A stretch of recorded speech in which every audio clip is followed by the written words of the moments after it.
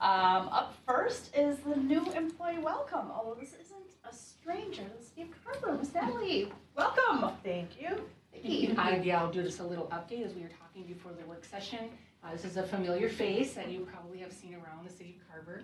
Natalie's actually worked here since September of 2018 as a part-time administrative assistant, and recently when the full-time position opened up, Natalie applied and she accepted the position, and she's been a great asset over the last 3.5+ years, serving our residents and doing so always in a positive manner. Among many other things, some of her accomplishments in the last year or so have to do with the instrumental role she played in supporting the new website, which we all know that it's gone over very, very well with residents, and it's easier to search and so on, and then also transitioning from planning and property management to the new BSNA software.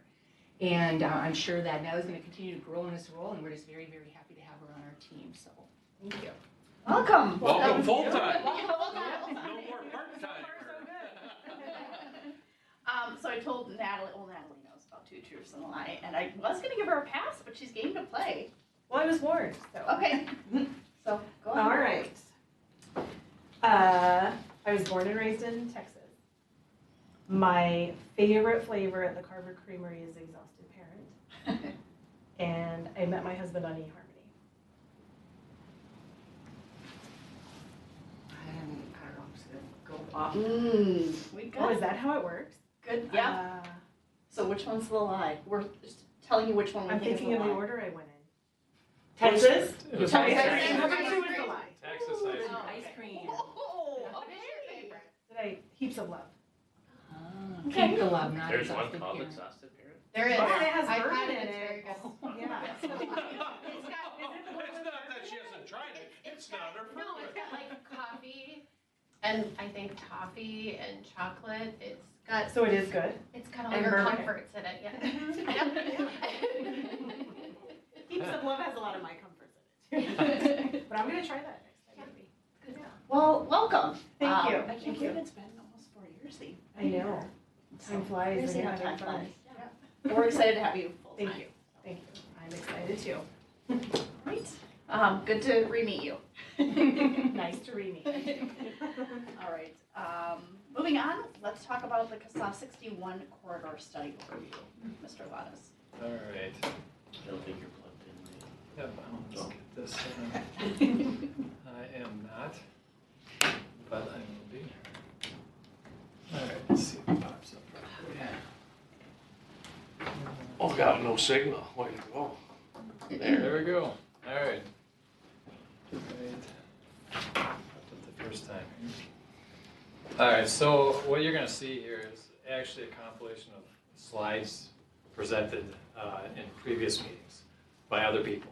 So I'm just taking all this material that I have readily access to because it's been prepared by one of my coworkers here. So I took a lot of slides that have been presented at prior meetings and brought them together. So and then I put it in a Carver cover presentation. Okay. So I did it all. You didn't have to tell us that part. We Yeah, never would have yeah. known. We could have been Look, impressed. look how beautiful. I Yeah. spent all the afternoon on it. So here is the executive summary. So this is the big picture study area. So this was done a couple of years ago to try and figure out what the long-term vision for one of the busiest intersections really in the Southwest Metro, what was going to become of it. And so it's broken up into a series of projects, and that's what was so challenging about this is there's different problems everywhere on this corridor, both on 41 and 61. And so the biggest challenge was actually how to tackle the whole thing. I mean, you end up with a pretty clear solution with capacity issues and access management, but actually how to implement it was one of the bigger challenges here because this is tens of millions of dollars if you look at a big picture. So I'll kind of break it up into the what to expect in the short term and then long term. So the overview we can probably skip, but the gist of it is you're starting to see how this is breaking down into the various projects here. And then this one gets into something that's, significant enough that I want to zoom in and kind of share with you here. So if you can see the dates on here, these segments were put into prioritization as far as need.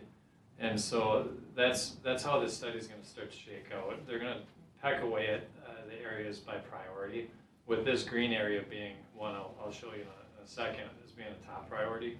It's one that they're actually going to be tackling in the coming year or two. And so it's actually as soon as this fall that you're going to see some things happen in green, maybe as early as this summer. And then it gets into up the 41 corridor. It's 24, 25. That's going to be planned really in the near future for final design. And then longer term after that goes into this corridor here going east. And then last is the area that's coming right into Carver. And so that's 29 and 30. Now these are some target years, all funding dependent. These things can reverse order for any given set of circumstances. So let's say some things happen near the 40 intersection, for example. Things can come together on a project that might shift this, but as far as the study is concerned, this is kind of the big picture sequencing that they're pursuing funding on at a county and city level. So that is the overall study. Now we get into some of the details here. This is why it's broken into so many segments. See a lot of numbers here. So $5 million and let's see here, $12 million this segment out here. So that's a fairly large job. $10 million, $5 million. So the numbers are very large, and that's why it's kind of sequenced by priority. So the downtown one is the one I'm going to focus on in the next couple of slides, because that is actually funded and moving forward. So how does that pertain to the city of Carver in terms of what we might be planning here? You actually saw this slide previously when I was talking about County Road 40 and the trail system and what does that turnback mean to the city of Carver? How does that tie into the county system? This was a part of that prior study. This is actually a part of the county's comp plan, referencing the same information. So you'll see some of the planned elements here. This is at 40 as it intersects 61. Some planned grade separation, and this connection obviously of significance. Of course, the regional link and all the other ties that you've already seen with JCP and internal to the system. So it's important that these plans all come together. So the gist of it is this study did advance a bit of thinking as far as the trail network in the region, and that's captured in the county's comprehensive plan. So good news is we're not really seeing any major busts with what we've been thinking or planning. But this helps when we start talking about how to fund these projects, because the more plans that align and the greater the regional benefit is, the more likely we are to be able to pull some funding in for some of these things. Dan, so it says up in the corner, June 2017 was when they came up with this plan. Has everything stayed basically the same then? Or are there updates that have happened since then?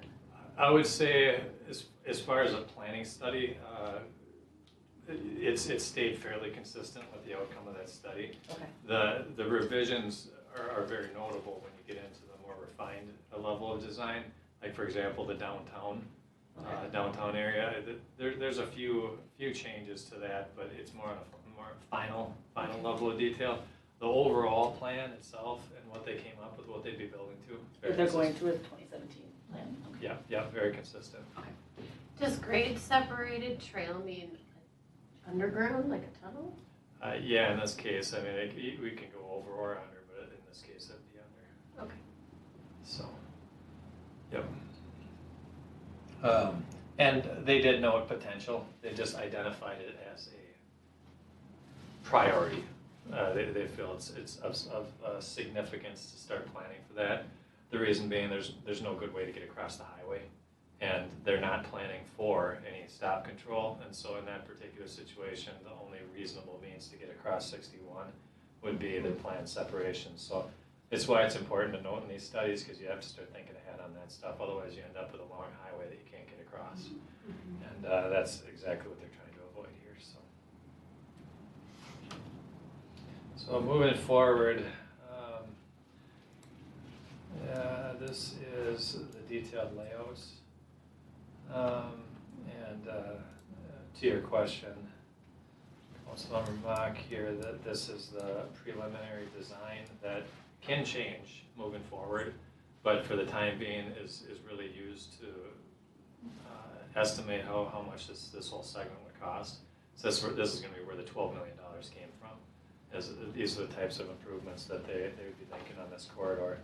You can see they've got 40 merging almost as a on-ramp. Can you zoom in on that a little bit? Yeah, certainly. So this is the part that I think everybody would want to key in on, is what are they thinking at the 40 and 61 intersection. So we've got obviously grade separation that would have to be considered in here. And then in this would go one of two ways. Either you tee it in and make it a squared intersection, this is the highway, and consider just some controls to that as just a tee. Or they went, in this particular case, they went with really a merge and a yield on the left. So you wouldn't be able to turn left from 40 onto 61?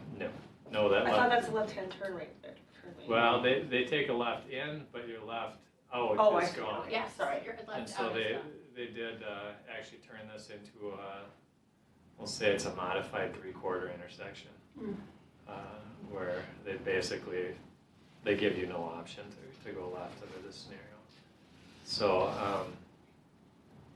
again, this can change, but this is what they would be thinking would meet the traffic demands long term. So I'll subject to additional comment, especially if 40 became a city road in the future, as we talked about in the turn-back discussions.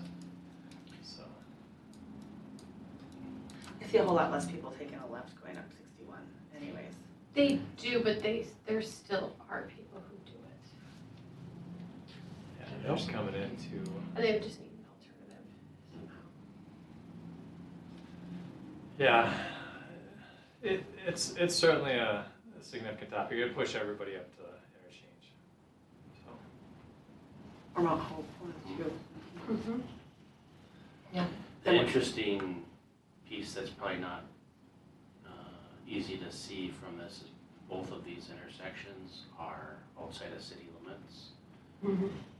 So from a kind of a capital planning perspective, we don't need to plan for city contribution for either of those intersections.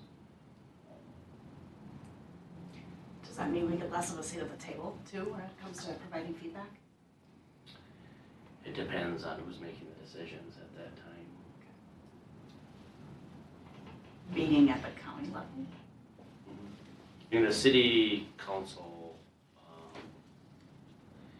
I'm not certain what the date was, but at some point the council did a plan acknowledgement, so at least at the time, the council was okay with kind of this general alignment, but again, you could make changes based on current circumstances or challenges or opportunities that might be at the table. Yeah, because just thinking out loud, the right turn makes sense. You know, I think you said hardly anybody turns left there. I'm not sure I ever have. I have.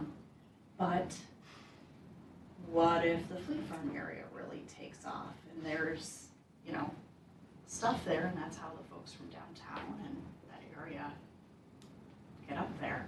I think, you know, I can't speak for everyone living downtown. I take Mount Hope because it's farther to go to the corner to go up. You know what I mean? So Yeah. I'm not saying I it just- never happens. yeah, I'm They just take a left, but I know Thinking, myself, but, I would. you know, yeah. this is 10 years, well, 7 years out, but a lot can change. Yeah, it certainly, it certainly would be on the city to try and reshape the direction. It does challenge it a little bit when you Yeah. don't have a signature on the plan. Yeah, to- no, I don't, just curious. Yeah. How much of a say we Yeah. get. That being said, if 40 became a city road, that would certainly sway things quite a bit. So here is the topic of the day for what you will see in the near future. This is the 4161 project that is at the table now. I would expect authorizations to occur in probably June. In fact, I would say they have to occur based on the funding that's there. And so it's going to be authorized in June. That's probably going to result in a July bid. There's going to be some construction happening yet this year. What you're going to see is a closure. I'll show you what that detour looks like. But there's going to be probably a closure of 61 in later 22. Maybe July or August through October, you're going to see some closures and detours show up. I can only speak so much on the staging right now because I know, and this is just somewhat off the record, there's some discussions going on about what's going to be acceptable for staging on 41 to build all this.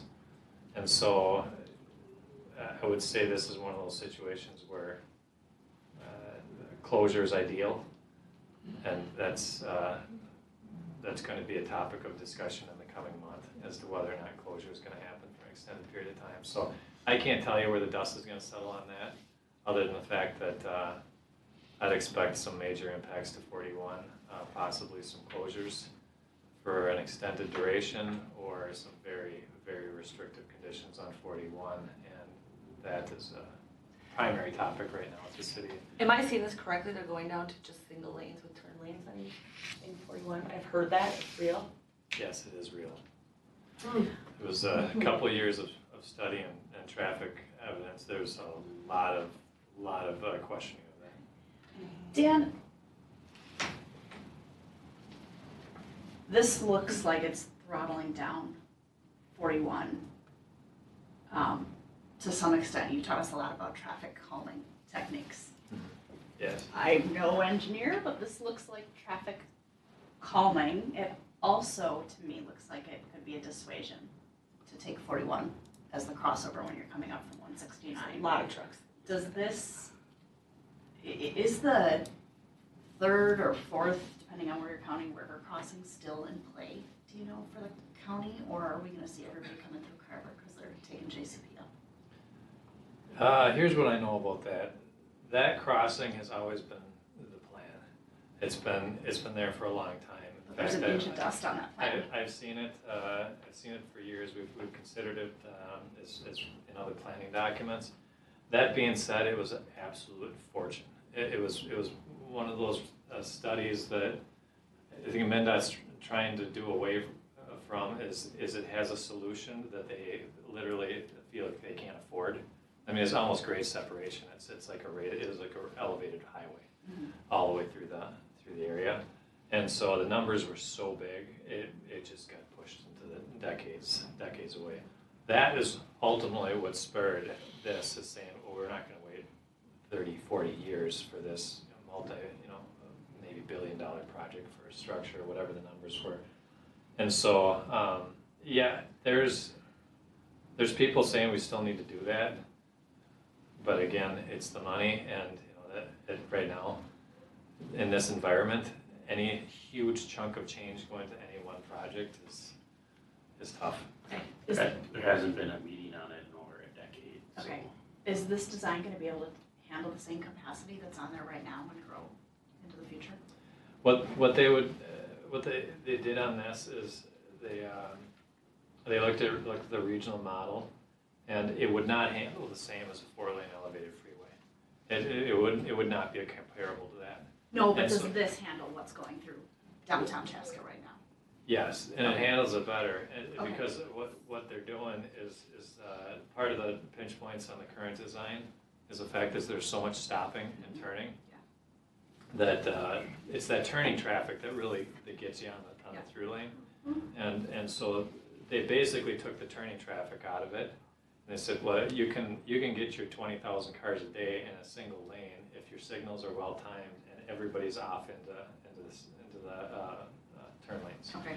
And so there was a lot of questioning on this, a lot of traffic modeling, and they compared it with 4-lane alternatives all through downtown, but again, at the expense of walkways and Okay. a lot of things that were balancing acts. And so this is where the dust settled, is they're giving up parking. Yeah. And that was a huge topic. Oh, there's no No parking at all? No, they're getting rid of, see the darkened parking spots, they're making sure they're adding, parking within the side streets. Oh, goodness. to Yeah, compensate. and they have a lot. You can see there's a municipal lot in there, and that's parking mitigation. Yeah. And so that's actually federally eligible. It's one of the rare circumstances where they're able to get state money to pay for a parking lot, and it's because it's a direct impact on existing parking. And so you've got a municipal lot that's offsetting some of that. So that's really what's making it work, is it's parking, and then you can see huge turn lanes in here. And so you just have a free-flowing movement of cars on that through lane. And so, and then up here, going grade separation, the trails, double lefts in here, long queuing. So yeah, basically what they're doing is they're taking all that traffic and they're making it as optimized as they possibly can in this corridor. And that's going to be the limit of this highway. And you go past this, you're going to start to build a mega bridge over the whole city. Or you're going to get rid of all the businesses. You're just going to have to start buying businesses and make a wider corridor. So this is a decades-long solution, is what this represents. So, yeah, it was a tough one. I will say this. There's a reason why that they took a while on this study to come with the solution. But yeah, it's going to work well. But it's a major impact. So next year is where you're going to see some challenges. This is, if you can only imagine the width of that roadway and all those businesses down there, this entire thing is going to be ripped up, and there's just not a whole lot of places to put cars, and so that's why there's going to be a lot more closure discussions, and it's going to have to happen very soon, because like I said, it's getting authorized in a month. So, yeah, this is a tough one. Brent, you could ask Mr. Podorowski about this one. He'll have an earful for you as far as what I think. We had our road construction last year. Yeah. Well, They put in speed bumps, I'm gonna give them a hard time. Yeah, so that's the update though. So you're gonna see some immediate impact here on 61, but the 41 stuff is planned for 2023, and you'll hear more about what the staging and traffic is gonna look like probably in 2 months with a little bit more accuracy. So leave it to you for questions. Any questions? I think we're good. Thank you for answering our questions along the way. Absolutely. Updates. Thank you. All right, up next, the parking and traffic ordinance. Mr. Anderson. Yes, thank you, Mayor, and council. So in the packet tonight was a draft ordinance that I worked on with a lot of input from staff, as I mentioned in the memo that's in your workshop packet tonight. This was all prompted by some changes, pretty minimal changes that we had to make to the language in Chapter 46 related to 3rd Street. Just outdated language that didn't apply anymore. There was no reason for those kind of special parking rules on 3rd Street. That was due to the width of 3rd Street years ago. And so instead of just making a limited change, Brent had, I think to staff's appreciation, sent it out to all the department heads to say, look, does this make sense? This Chapter 46, is there anything we should change, look at? So this is kind of the culmination of those discussions into a draft ordinance, which is obviously not set in stone yet. The reason for bringing it to the council tonight is to get feedback, answer questions. If there are other provisions in chapter 46 that you've looked at and you think, you know, this doesn't make sense or we want to change that, you know, now would be a good time to talk about that. So I think I'm certainly happy to answer any questions you might have. I know Brent and Chad might have some, might be able to provide some input as well if you have questions for them. But the purpose of tonight is just to take a look at the draft and see what the council thinks. What questions? Good questions. Go ahead, Glenn. Remove the steamboat days exception for snowmobiles on public streets. We generally don't have much snow. How did that come What about in the first place? snowmobiles do we have buzzing during steamboat days? We don't, so that's why we thought we should take it out. I wasn't As a sure steamboat if days years chair, ago. I have no, you know. I don't have a history of steamboat days, but I thought maybe years ago it was in the wintertime. I have no idea. It So was never. I think we all kind of That's looked at just it. illogical to me. Something, yeah, that, if it was Well, in then there, we should update it. if it was worded that way, it's gotta go. Then where was it? I had a question about number 9 bullet, the railroads within 50 feet of the nearest rail of a Which one are railroad you under? crossing. Sorry, which section? Prohibitions for stopping and parking. I think he's on page 2 of the draft ordinance, section 4651-9. You're looking at the railroad. Yeah. Well, elaborate on railroads and with, that, this is getting taken out? No, that is existing language. The only changes are what you see stricken or underlined. So currently there is a provision that says you can't park within 50 feet of a railroad crossing. I did talk to Brent because you brought it up to him and he mentioned there are no railroad crossings in Carver. So maybe that's And I was doing the same thing. I was like, Maybe that's unnecessary language too, and I don't know how long ago there were railroad crossings, but maybe that is just old language that can be changed. So, and it's simple, we just strike it. So, It's real old language. There's, yeah, it's fine. those are my 2 kind of red flags. Christie? Under 46-196, which is, we're snowmobiling here. What page of the 6, it looks like. Number 3 says that, it talks about the speed limit. So you have 20 miles an hour in here, but our speed limits are 30 in most places here in town. Mhm. So why would we want them going slower than the mode of traffic? They're anyways? snowmobiles. Yeah, I know, I've been on them. They go a lot faster, but Yes, but we're talking about the speed limit. you don't want snowmobiles buzzing 30 miles an hour through town. You just, You got a car buzzing 30 miles it's an hour. different. They've got all, I'm it's, telling you, they got turn different. I have signals snowmobile. and everything. We had this, it's vaguely the same conversation as the UTVs. They had to have turn signals, headlights, taillights, everything. No turn signals on sleds. Hand Slow signals the down. same, they're also Slow approved, they're also down. legal to do I hand have no signals on problems with motorcycles. keeping sleds doing 20 through. That's fine, I'm bringing this one up though right now, so I'll finish talking about this one, so. And then we'll go back, Glenn. Okay. But for me, if cars can go by at 30 miles an hour, and we're holding these down to 20 miles an hour, Glenn did make a point that yes, we did have some discussion with UTVs, but hand signals, the same as on motorcycles, are legal. So I'm just saying, if the speed limit says 30 miles an hour, I want to be realistic too, to say, are people going to go, oh, I'm only going to go 20? I mean, the realism of this is that people are going to go, oh, it's 30 miles an hour, I'm going to go 30 miles an hour. Because we're not going to post special speed limit signs that say snowmobiles 20. You know, and no one's going to go home and sit and read this until, you know, they get pulled over and they're like 20 miles an hour. Oh, okay, well, I didn't know, why would I know that?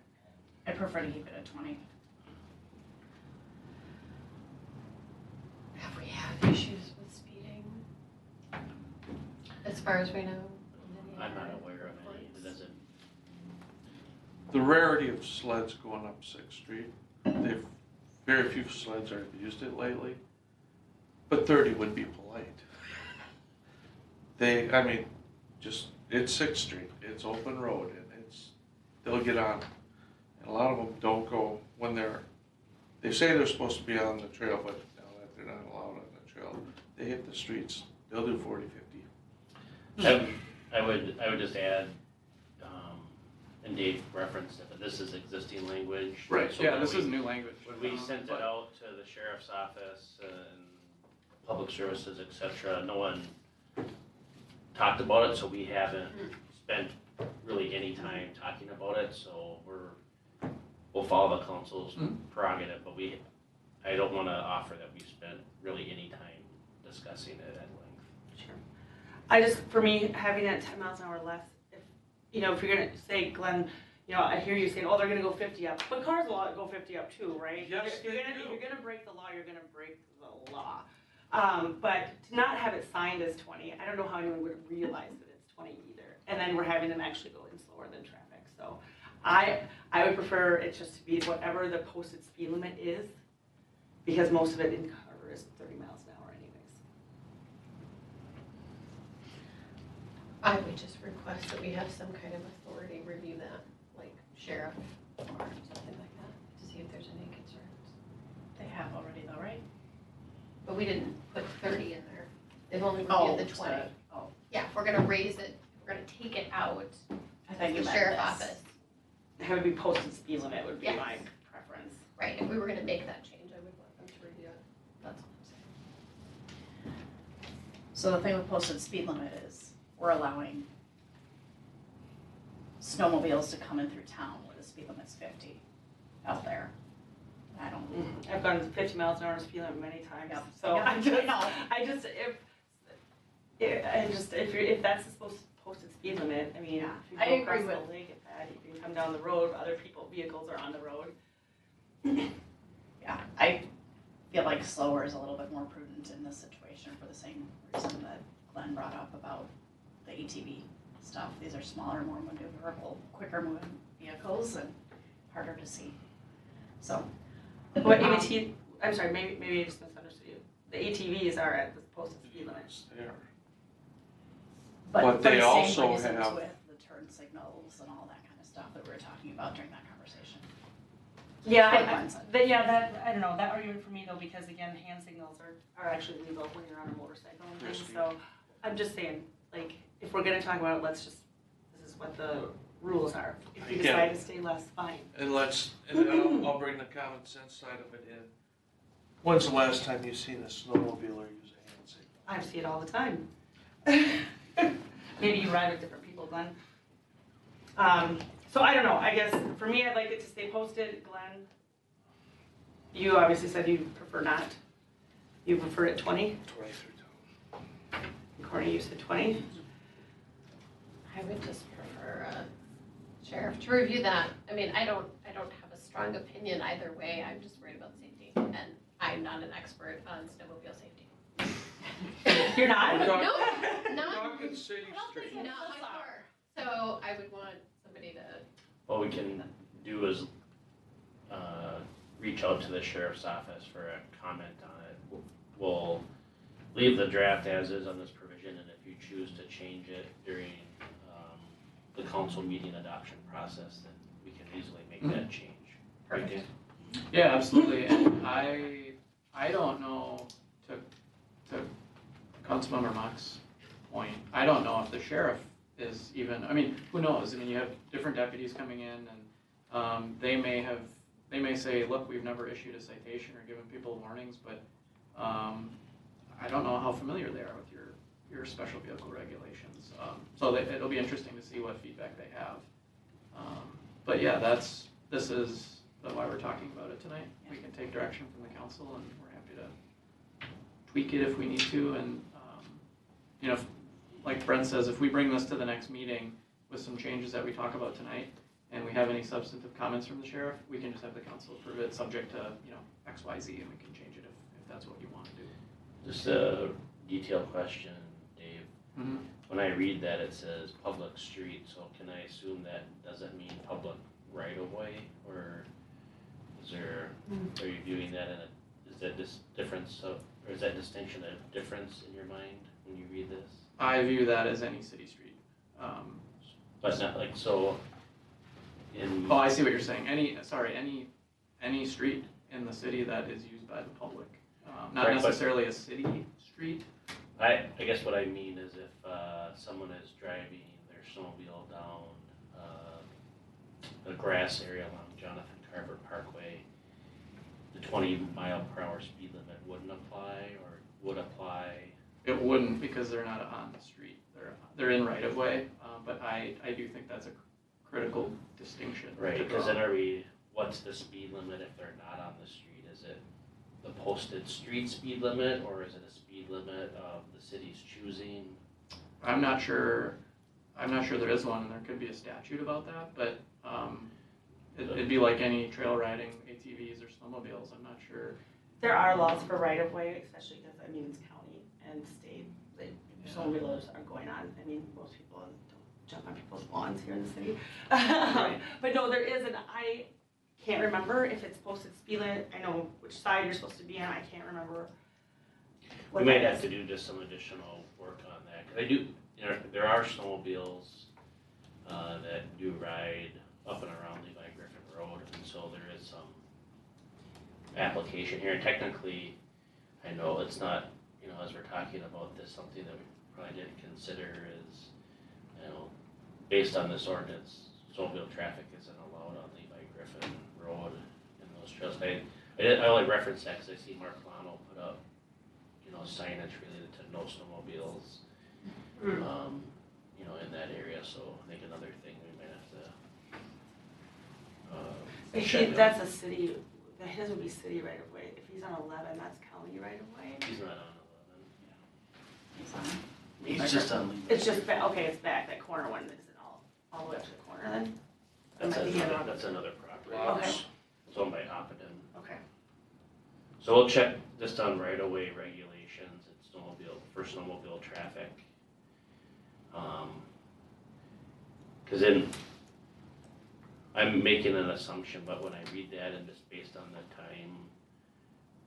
the timing of when this ordinance was first adopted, and maybe some even more than I did, it feels like there might be some more behind this, that this is, so I just wanna make sure we know what all the regulations are. Cause more often than not, just based on what I've learned on this, you're gonna find snowmobiles not on the street, but in the right of way, so outside on the curb or Unimproved portions of right of way. portion of that, and so we'll include the sheriff's office in that conversation because they're ultimately the folks that would be enforcing that, so we'll just sit down with them and make sure we understand what they're enforcing and how. They're gonna love talking to snowmobiles in June. It's easier to make those changes in Yeah. June than in December. What else here, Christie? Under snowmobiles, again, we were talking about, so it would be B, the authorized routes. So we had obviously taken out the trail and all of that, but we had, from my understanding, what we talked about the last time is that we were still going to have 6th Street to be an authorized route. Because again, we're talking about Levi Griffin, one of the trails is back up there, so people take 6th Street to get up past Sweet Farm and out to the country. Realistically, they're not gonna go all the way down 40 to come all the way back up. They use 6th Street now to get out, and we've already talked about shortest routes and things like that. So I'd like to see the 6th Street not be struck from this. Because like I said, I feel like when we talked about it at our last meeting, that we kept it in, but took the trail part out.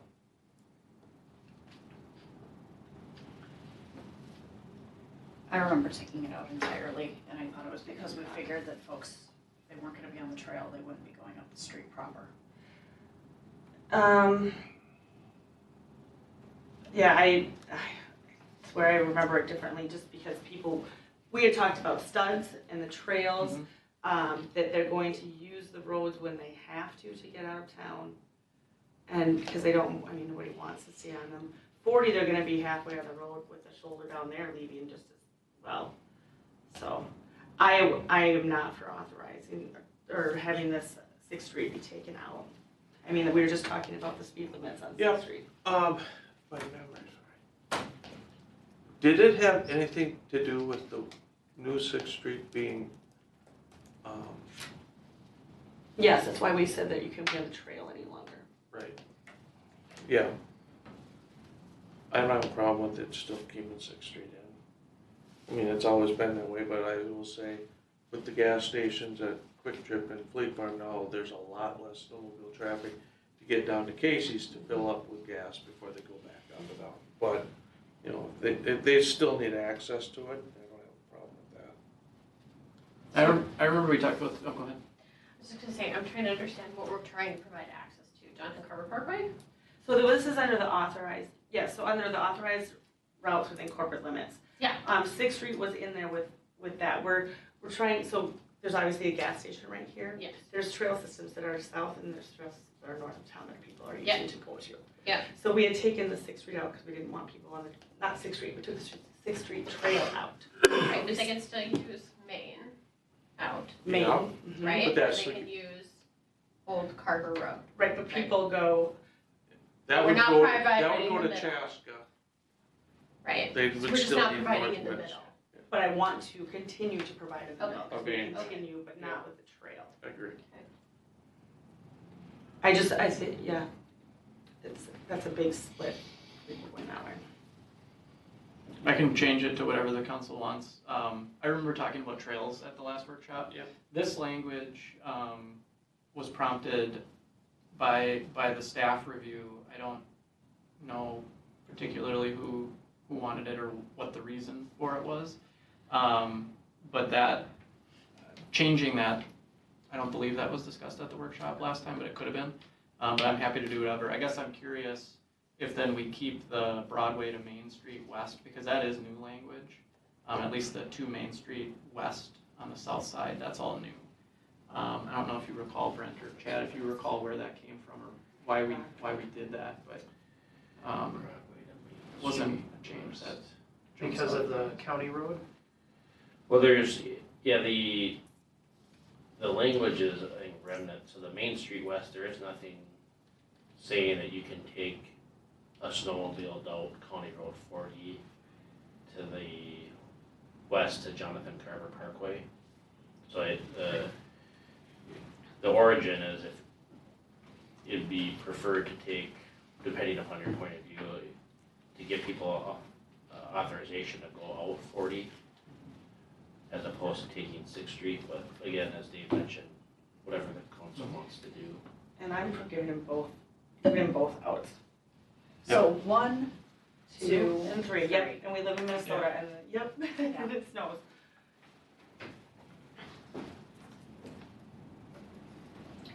next. Is that, everyone's okay with that change? I just Yeah. assume, okay. That's all. Joe? Yeah, okay, so I wanna go back up to section 4651, prohibitions for stopping and parking, number 13, where we are now allowing parking on the 3rd Street, 4th Street, and Main Street bridges. Do you want page? Page 2. What number again? So number 13, so we're allowing parking now on 3rd Street, 4th Street, and Main Street bridges. And we have no problem from a weight issue perspective. Correct, we designed those bridges and they already have designated parking spots on Okay. them, so this just, Is catching up Makes that to the legal. current infrastructure. Okay, I'm just checking. Okay, so then next on page 4, it's number 26 at the top, so I don't know what section this is. Still 4651, I guess. Okay, so fire lanes.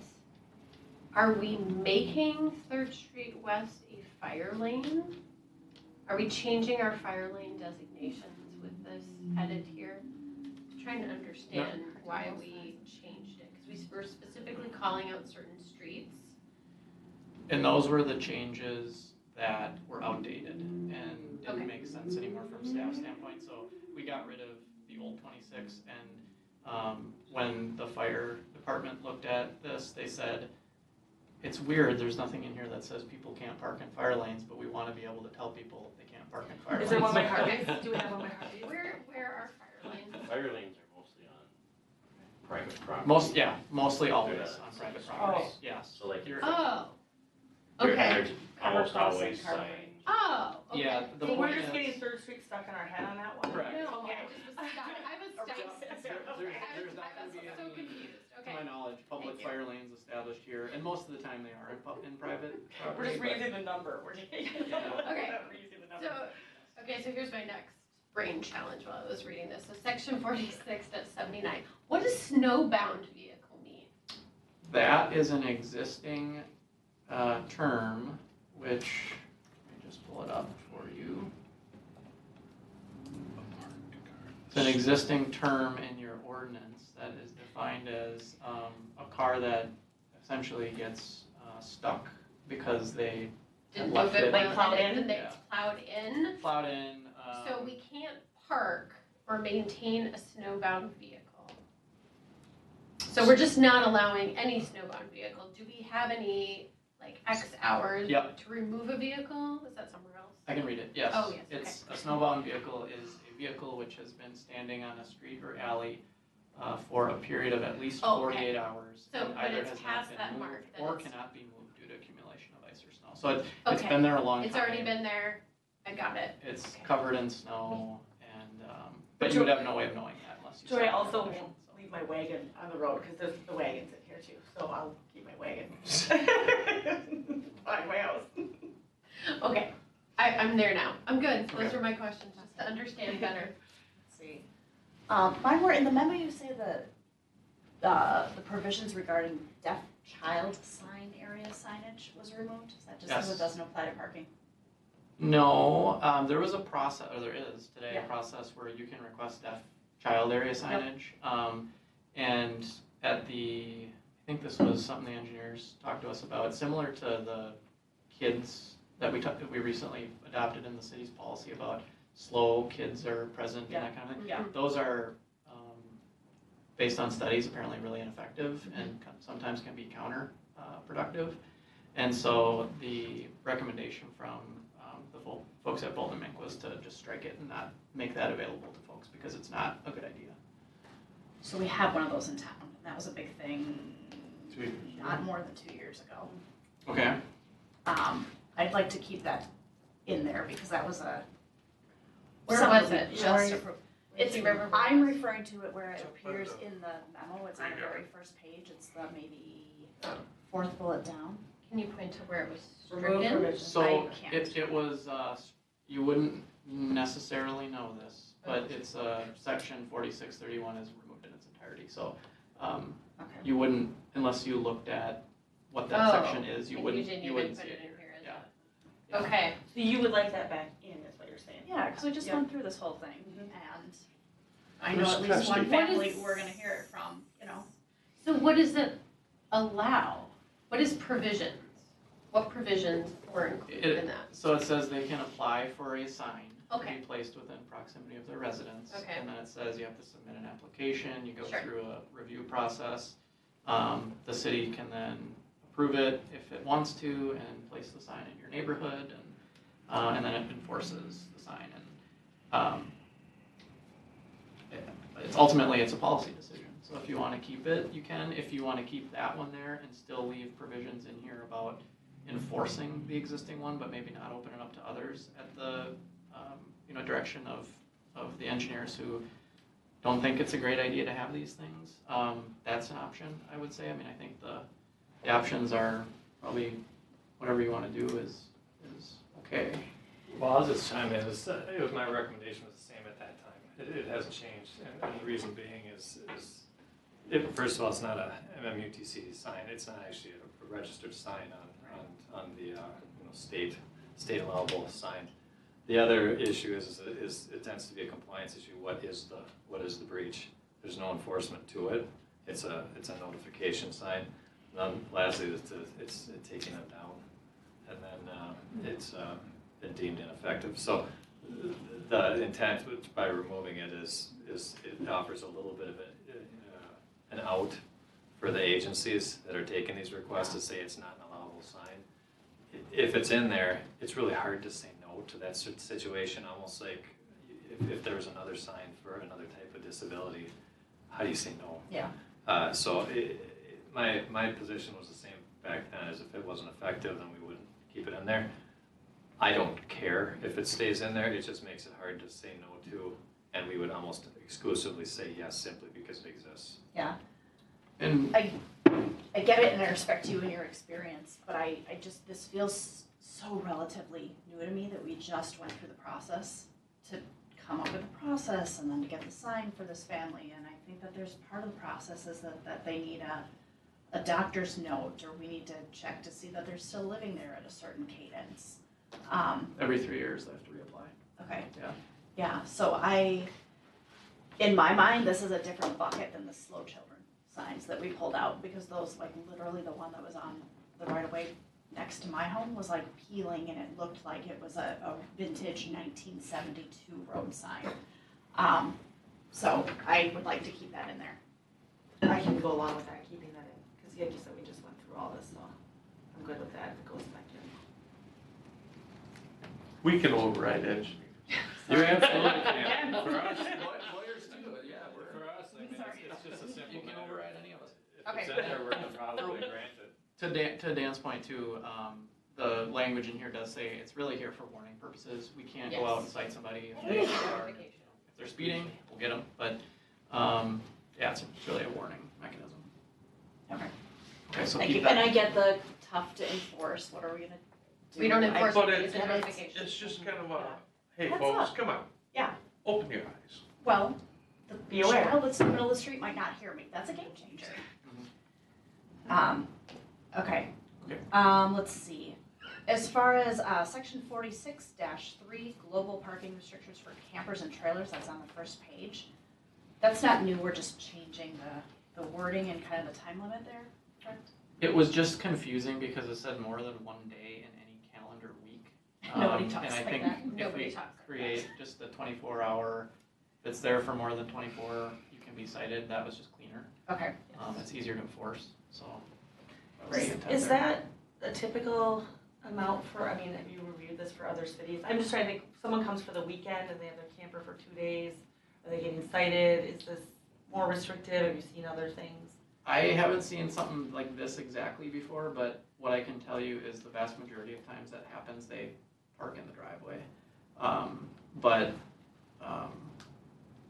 I can't speak to whether this is a common provision because, well, I can tell you I've never seen it before, but cities oftentimes have parking and traffic ordinances that they never even look at and have been in existence for a long time. I've done a few of them, Like but. this one, you mean? Yeah, exactly. So, I'm not sure if that's some reasonable standard that cities go by, but, to me, I think there's I a imagine- policy decision behind it that makes sense. Yeah, and I understand not having SUVs and not having campers and trailers parked for, weeks on end. But I'm just thinking like, what if someone comes from out of town for the weekend? Now, they're technically out of compliance at one day.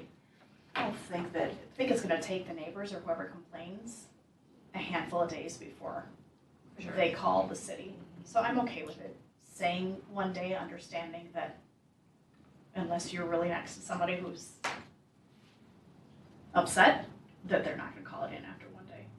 Brent, correct me if I'm wrong, but about 9 or 10 years ago, we had that whole RV issue with people parking them and living in them and doing other things on the street. Yeah, that was more related to a concern at the time of folks having permanent or semi-permanent residence in the RV. That's contained in a different code section. Okay. It didn't really relate to how long folks have been parked on the street. I can just say anecdotally that this is a pretty, I would say, regular complaint from residents of, Oh, yeah, sure. you know, it tends to be frankly cars or automobiles, and sometimes it can be campers, but if a neighbor parks a car on the street for a week, there tends to be a concern related to that. And if a deputy's going to enforce this, it's not, the time clock really only begins once they've chopped the tires. And so, to your point, Mayor, it's going to be typically going to be more than 24 hours before an enforcement step can be taken. My next question is on the snow removal parking restrictions, which is item number 20 on page 3. It's talking about signage being posted 4 hours before a snow event. Is that for a special occurrence? I found that whole paragraph just a little confusing from like the end user perspective of somebody down here who may be parking. So Public Services Director or assigned personnel is hereby authorized to post no parking signs for snow removal along the streets where snow removal operations will require the use of entire width of the street by snow plowing and snow removing equipment. These signs shall be posted at frequent intervals at least 4 hours prior to the time when snow removal commences on the streets so posted, and the signs shall be removed promptly after completion of the snow removal operation. Does that just mean like a special event where you would have to essentially close down that's not a regular occurrence? Correct? Not a regular occurrence. Okay. I believe it was for a larger snow event where we would have to have, all staff down here cleaning block by block. Okay, so when we get 18 inches in 3 hours. Okay, that makes more sense. Thank you for talking me through that. Has it been used in your recent memory? No?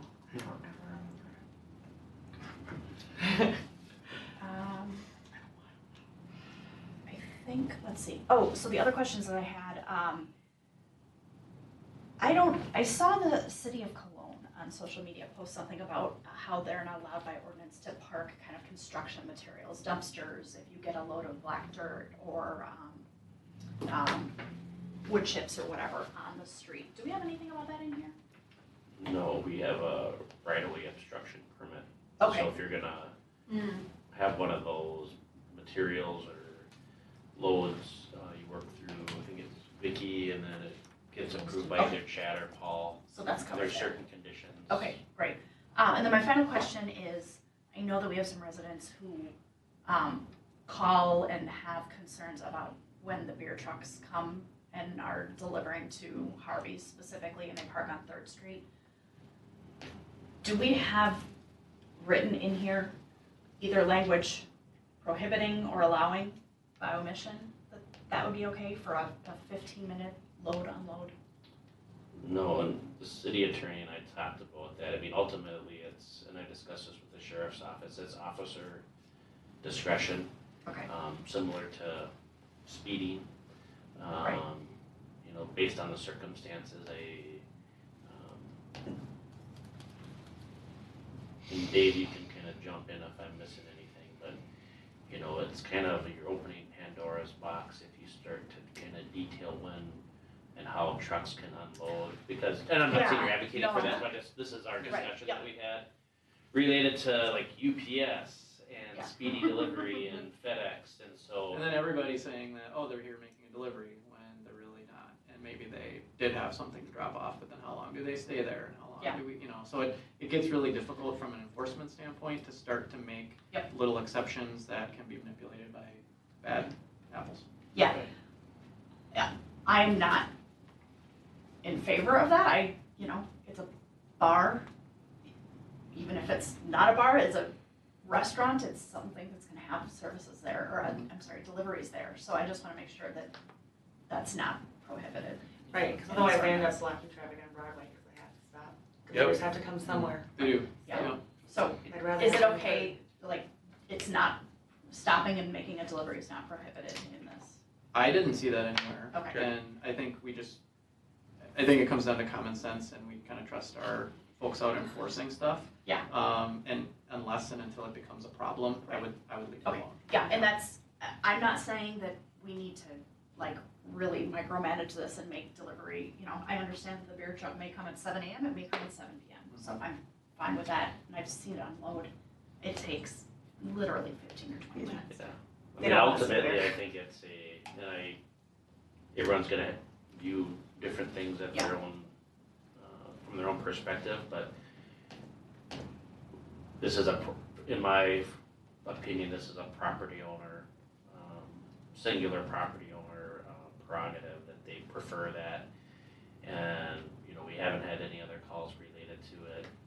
Councilmember Mock, I think, hit the nail on the head is if we can have someone make deliveries on a side street rather than Broadway, that's the preference, it's based on traffic volumes.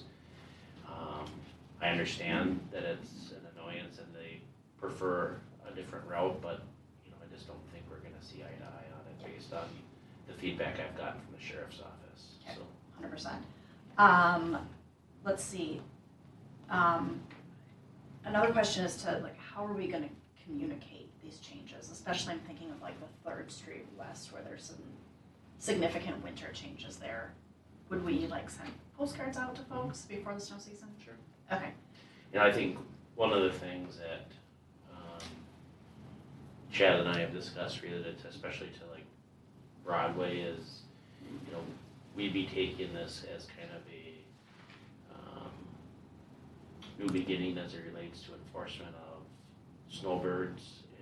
And there are some folks along Broadway on the kind of north of 4th Street that are used to parking on the street and having the city kind of plow around them. And so I think we'd be taking a similar strategy and kind of noticing, through the newsletter and other means that, the city intends to, we've taken these steps and updated and that they make accommodations for off-street parking prior to the snow season of 22-23.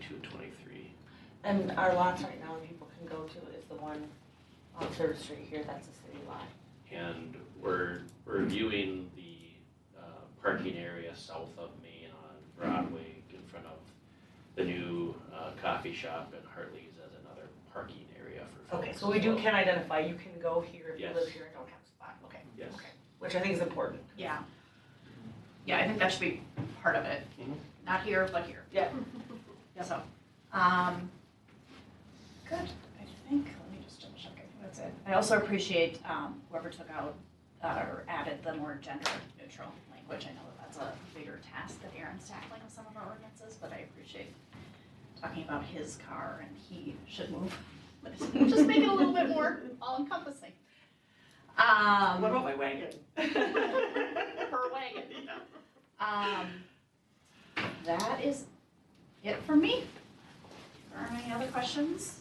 Nope. No. Okay, All right. so I've got some direction, we'll update it. You good? Is this June 6th, we'll bring it to the council, great, okay. Thanks, Tim. Yep. City managers report. Short list this week. Last week, Chad and I picked the final locations for those pet stations that we discussed with the council. Just one change I wanted to discuss. We decided to hit pause on the See what you did there. Yeah, another one. Eyes all over that one. Did you even know you did that? No, You you really? It just comes up naturally. But with the construction on 6th Street, we're gonna wait until the construction is completed to find the optimal location for that site. And so in the interim, we're putting one of the pet stations that we had already purchased on Jonathan Carver Parkway, right around, kind of just south of Ironwood. There's already a concrete pad in there. We'll put one in at 6th and Broadway, but as you know, we're looking at a different intersection configuration there. We want to make sure we put that in a location and frankly, the associated garbage can where it doesn't get disturbed as part of the construction. So we'll still get one in there, but it'll be delayed. We're holding the employee survey period kind of open through the end of this week, but excited to collect those or accumulate those results or analyze them and then come back to the council probably in either the second meeting in June or your first meeting in July to show you what those results are. Brian, And can then, you remind me on that? Was there like an open spot where they could ask them, where they could yes. have their own comments too besides just that? Mhm.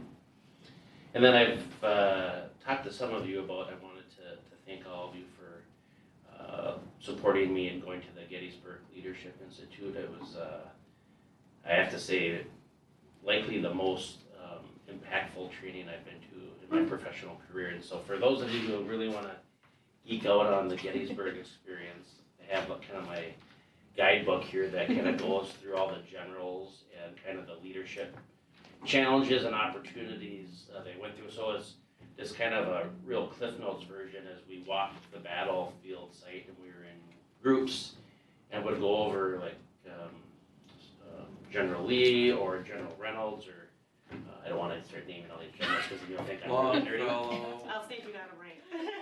But like it'd say like, would you want them on your team and how do they go about their decision making? And so, and then on top of it, just frankly the carnage and like the loss of human life there was, you know, to be in that spot was almost emotional to go through that and to be there with 50 other city managers from around the country and just kind of talk about similar issues that they're dealing with and challenges from New Jersey to North Carolina to California to Carver. It was a great experience and I just wanted to thank you for allowing me to go. So. Did you get to the Minnesota brigade Yes. line? Yeah. That's impressive. Yeah. I was a little worried you were gonna say those were your role models from the leadership perspective, and I was gonna be a little worried. Which ones? The general. Well, some of them. Some of them are. No, it does. I understand that, but if that's your only pool of potential role models, No, I'm just- I was gonna be worried that was limiting. But I like your analysis of, you know, would you want them on your team and, you know, how do they work with others?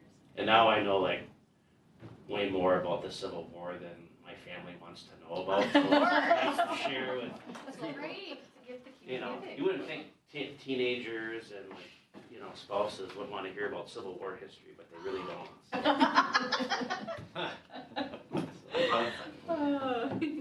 Should have took them with. Yeah. No, it actually has That like, it? what their strengths and weaknesses are. Right. Mm-hmm. I was gonna ask them, can I get on the library list, check out Yeah. history terms of? Yeah. Is that it? Mhm. Thank you. Council requests? Glenn's thinking. When is 6th Street gonna commence? Ballpark. I think we're thinking July based on pipe lead time, which is expected. Long lead time on materials. So Good.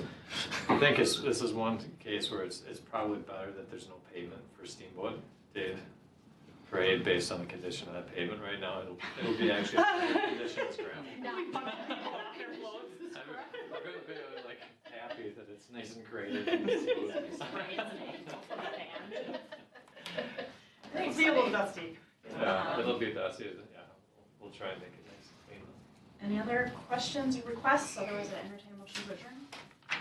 I'll make a motion to adjourn. A motion by Councilmember McKnight, Second. and a second by Councilmember Henry. All those in favor say aye. Aye.